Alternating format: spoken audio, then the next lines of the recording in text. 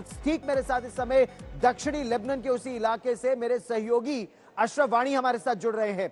Ashraf, tyre एक बहुत महत्वपूर्ण शहर है हिजबुल्लाह की दृष्टि से देखा जाए दक्षिण लेबनान में, और यहां पर हिजबुल्लाह का बड़ा स्ट्रॉन्ग होल्ड है। यहीं से हिजबुल्लाह को हटाने की जो कोशिश चल रही है, कितनी सफलता मिल पा रही है इजराइल की सेना को, और क्या क्या चुनौतियां हैं उनके लिए? अशरफ।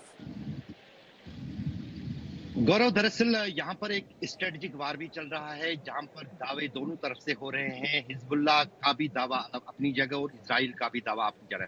तो कहीं ना कहीं जो वारफेयर है, जिसको हम मीडिया वारफेयर कहें, वो भी इजराइल अपनी तरह से चला रहा है। और ये जो गल्फ के देश हैं, या हम मिडिल ईस्ट की बात करें, यहाँ पर हिजबुल्लाह भी अपना वार, चाहे फिर वो यहाँ के टेलीविजन चैनल्स के जरिए हो या फिर सोशल मीडिया के माध्यम से। अगर हम हिजबुल्लाह की माने तो हिजबुल्लाह का कहना है कि वो कड़ी टक्कर दे रहे हैं इजरायली सेना को। और आज उन्होंने 4 और कल तो 8 सेना के जवानों और अफसरों को मारा गिराया था। आज और 4 को उन्होंने मार गिराया। यहाँ तक हिजबुल्लाह ने वीडियो भी जारी किया है, जिसमें इजराइल के 3 टैंक बारूदी सुरंगों में जो है तबाह होते दिख रहे हैं। अब कितनी इसमें हकीकत है या सच्चाई है, वो आने वाला वक्त बताएगा, लेकिन हालात जो है काफी तनावपूर्ण है। मैं टायर में हूँ, टायर जो काफी सुरक्षित माना जाता है, क्योंकि यहाँ पर क्रिश्चियंस की आबादी भी करीब आधी के करीब है और एक टूरिस्ट सिटी है। लेकिन यहाँ से आगे जब आप 10 किलोमीटर आगे जाते हैं तो दक्षिणी लेबनान का पूरा वो पहाड़ी इलाका शुरू होता है, जो मैं इस वक्त बदकिस्मती से इसलिए नहीं दिखा सकता हूँ क्योंकि हिजबुल्लाह के लोगों ने हमें यहाँ पर कहा है कि आप वो इलाका बिल्कुल कैमरे में कैद नहीं करेंगे। वो इजराइल मॉनिटर कर रहा है हर चीज, हर चैनल, और वो कहीं ना कहीं निशाना उसे ढूंढेंगे।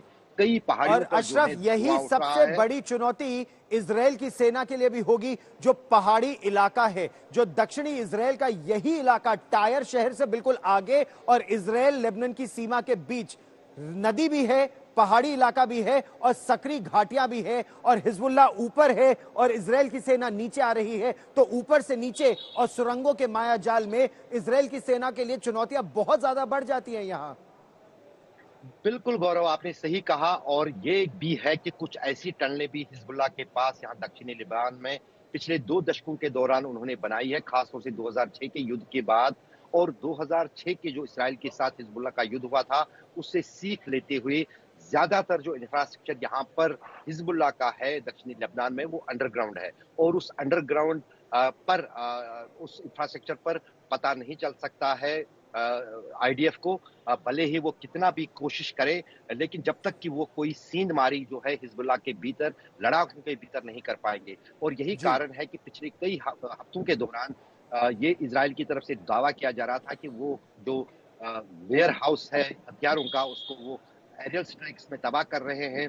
एक आध जगहों पर उन्होंने कुछ रॉकेट तबाह किए, लेकिन जो मुख्य जो बेस है या वेयर हाउस है, वो अंडरग्राउंड है हिजबुल्लाह का। उनके पास पूरी तरह से हथियार है, तो मोर्टार गन्स भी हैं, जिनसे वो मोर्टार शेलिंग उस फौज पे कर रहे हैं जो इन पहाड़ियों की ओर आना चाहता है।